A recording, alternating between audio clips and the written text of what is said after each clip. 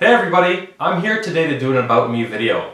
I really like for you to get to know me a little better, so I figured I'm going to tell you a little bit about myself and also answer some questions that I got from Instagram. So to start off, I was born in Toronto. So a lot of people ask me if I was born in Greece. I wasn't, I was born here, and I have one brother who's married and has two beautiful boys. I describe my childhood as like a typical European childhood.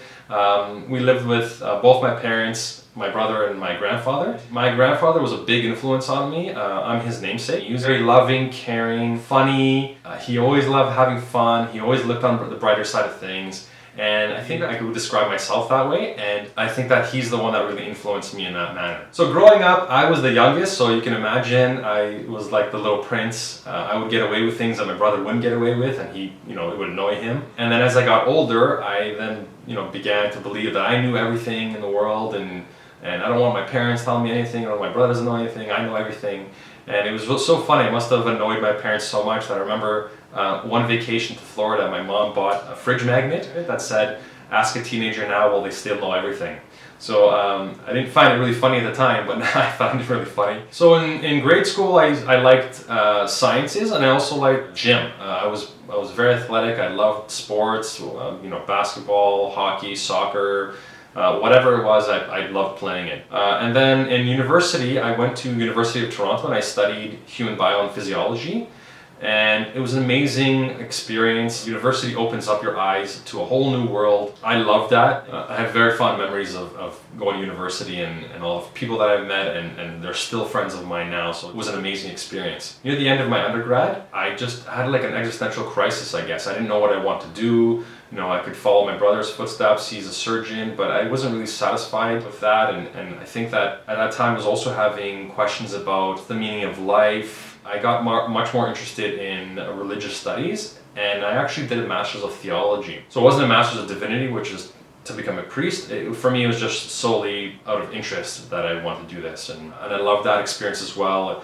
That one allowed me to study different types of subjects like philosophy and sociology, and so I was able to look at life from that perspective as well, not only from a science perspective, but also from a philosophical perspective and a sociological perspective. And then at the end of the Masters, I didn't know what I wanted to do, but I also knew that I really admired and looked up to my professors. What I really admired about them was that they were there to guide me and help me along my path, and I think I wanted to do something like that as well. And that's what really pushed me into teaching. So now I'm a high school teacher. I teach sciences in high school. I love teaching because I just love helping others. I want to see them succeed, and this was an opportunity for me to make a change in somebody else's life, like the way my professors made a change in me. So now I'm going to answer some questions that I got from Instagram. So the first question was, what's your first childhood memory? My first childhood memory is of me sitting down and putting a diaper on my bear. I had a bear named Booby.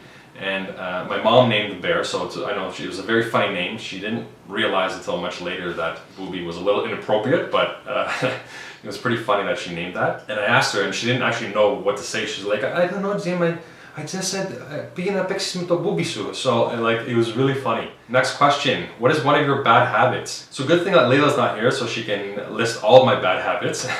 But I think one of my bad habits is that sometimes I approach life from a too logical and too cerebral point of view. I don't take into my account emotions as much as I should. And I think that that's one thing that Layla's really helping me to learn more about my emotions. She's very emotionally connected, and I admire that about her. And it's, for me, it's really hard to understand because I am kind of A-type, and I need logic and numbers and all that, and that's what I would say is one of my bad habits. The next question was about me traveling and living abroad. So as a teacher, I had the great opportunity to be able to travel a lot. So I've been to Costa Rica and Peru, lots of European countries like Spain and France, and of course Greece. But my most memorable places were Egypt and China, because I was actually able to live in both of them. I took a sabbatical and I lived in Cairo the first time, and then afterwards I took a second sabbatical and lived in Beijing in China. And both of those experiences were amazing.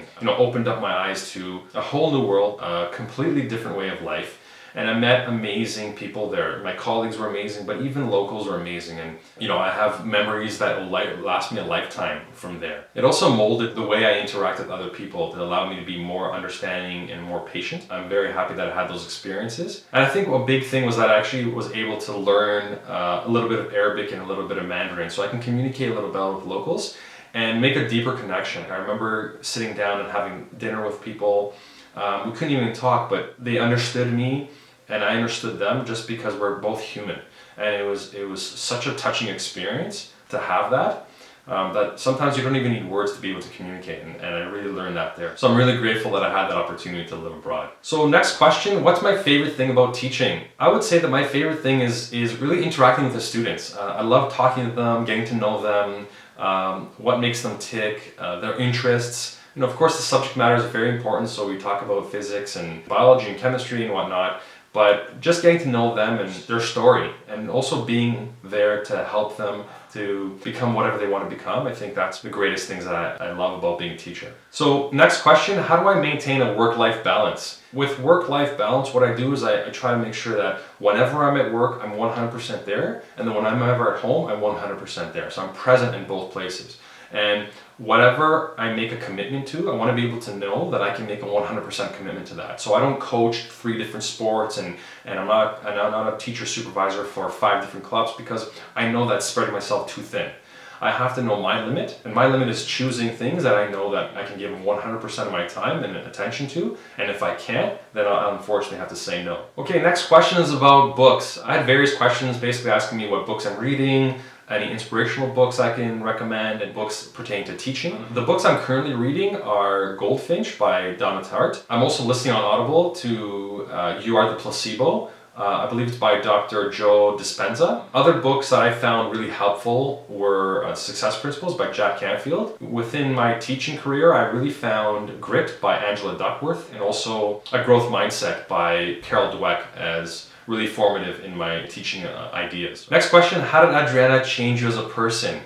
Adriana is the greatest thing in my world. She's the most beautiful angel. I'm so grateful to be her daddy, and I'm so happy that she's in our life. I think that she's changed me by opening my heart and really making me understand what it is to love unconditionally. She's such a beautiful soul. Every moment with her is the best moment. And we're so excited to have a second baby on the way, and I know that she's going to be the best big sister. I can't wait to see her interacting with the baby and, to grow up together and be siblings and have those amazing experiences that, both Layla and I have had with our siblings. So the last question, what's the biggest life lesson you've learned so far? I think the biggest life lesson I've learned so far is to be understanding and patient with other people. They have lived a completely different life than you. Their past is different. Their future is going to be different.